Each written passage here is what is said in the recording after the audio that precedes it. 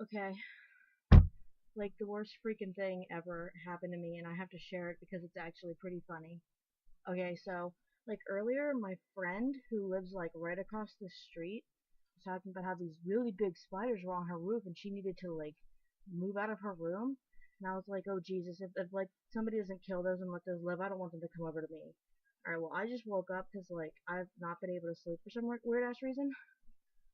I've only been asleep 2 hours, but like I look near my near my window, like facing her house.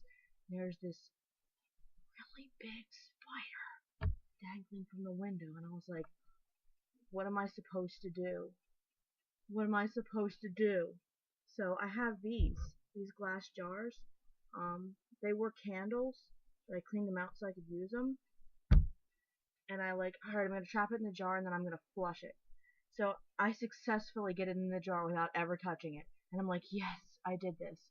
So I take it to the bathroom and I flush it, and it jumps out of the toilet. I screamed and slammed the hood down because I didn't know what to do, and it's 1:30 in the morning, and I was like, oh gosh, everybody heard me. So like I squish it at the bottom of this, and then like throw like the dead body with a tissue into like the toilet again. But like I went over, my sister definitely heard, and she was wondering what was going on. So like that's fine. I took care of it. All right, so like looked like it didn't wake my parents up, but there's one other thing happened. I have another one of these jars. All right, I'm gonna show you. Basically, my dad had given me a cicada like shell because he really wanted to keep it safe because we have a lot of cicadas in our trees, and like he likes to collect really cool things like that. Okay. All right. Well, hold on. I want to show you something.